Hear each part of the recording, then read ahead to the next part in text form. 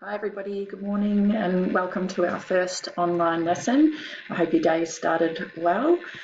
So we're starting off with the cardiovascular system today. So again, some of this information might be new to you or some you might have heard before, but today we'll be looking specifically at the structure of the cardiovascular system.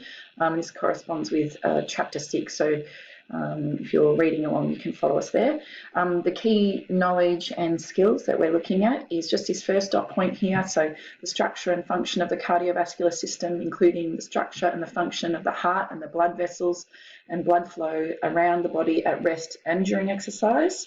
So that's what we're looking at. And the skills that we're going to be learning is being able to apply the correct anatomical terminology to identify the structures and the functions of the cardiovascular and respiratory systems, but today we're just focusing on cardiovascular. Okay, so you'll find linked within our presentation here, there's a glossary to help you with any words that might be new to you. Again, you can use these as little flashcards or something if you print them out.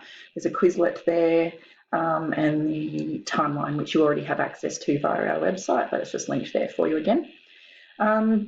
So what does our heart do? So our heart is a pump. Without it, our blood would all just pool in our legs, really. So we need our heart to circulate the blood through our body, otherwise gravity would just force it down. So the heart beats 100,000 times per day, obviously depending on what it is you're doing, but on average about 100,000 times a day.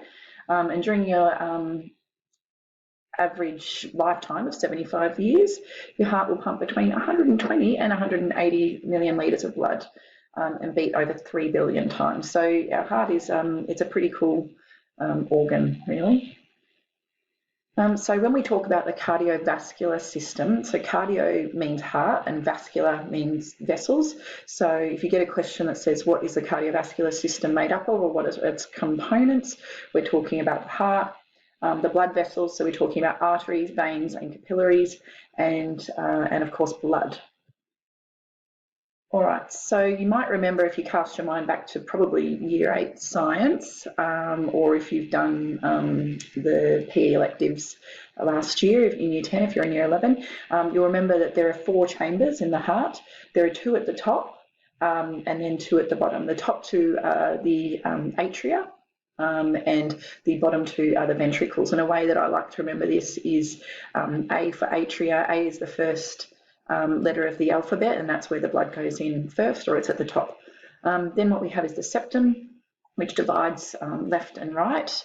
And just on left and right, you need to remember it's anatomical left and right. So it's not left and right when you're looking at your page. You have to imagine that it's on your body. So it's kind of reversed. So anatomical left and right. And that septum prevents the blood from mixing between left and right, between oxygenated and deoxygenated, and ensures that the pump goes around in the correct direction. So here we've got a nice diagram of the heart. So you can see here on this side, this is the right side, and this side is the left side.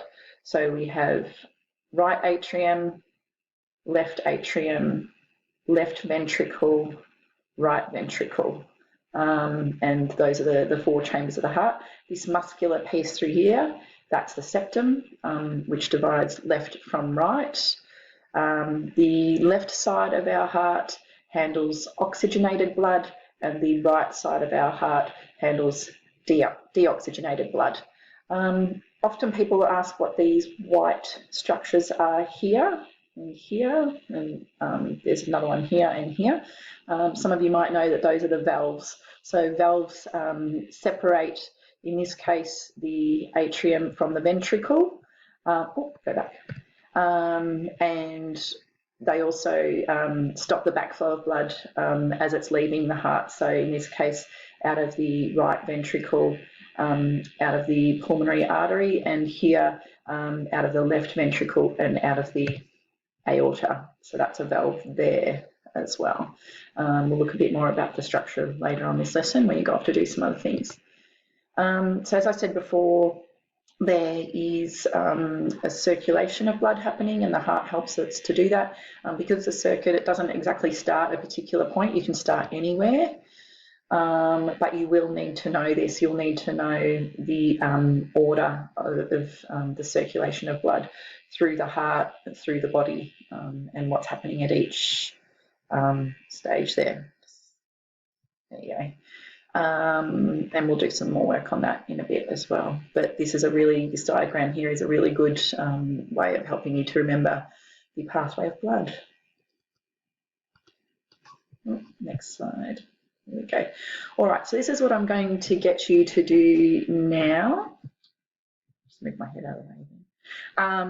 What I'm going to get you to do is the heart challenge. So using some things that you can find in your house, like maybe you've got some chalk or food cans or wool or anything at all, maybe some sports equipment. I need you to go and find a space, and you're going to build yourself a heart model. So using the diagram from the previous slide, or another one that you can find online, I want you to really map it out on the ground, preferably, or on a table or something, and to help you to learn the structures. Sometimes it helps to do it on the ground because you can actually walk through it then, and you can say out loud, I'm entering this chamber, I'm moving through here, I'm moving through there, and so on, and it can help you to remember it. Another thing you might like to do is record yourself saying this, or get somebody at home to test you if anyone's around to help you do that. But what I will definitely ask you to do is to take a photo of your model, and you need to please post it on our onto our Google Classroom post. So we'll have a big collection of them there. So yeah, that should take you probably about 10 to 15 minutes, and then post it when you are done. All right, I'll see you back there then.